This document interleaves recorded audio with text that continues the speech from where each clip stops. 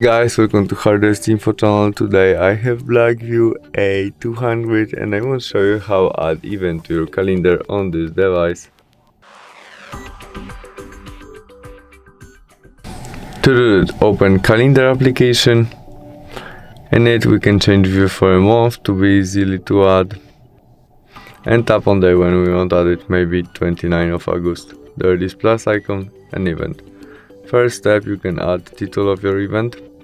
There we can set when event starts and finish, and in this part you can set it will be all day event, or we can set when event starts, in which time and which time finish.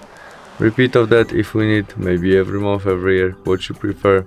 There we can add this event to people calendar. We can make video conference when event starts, add location of that if we need it, notification to that. We can change color of which we see in our calendar, description and attachment. After we set all we need, we press save.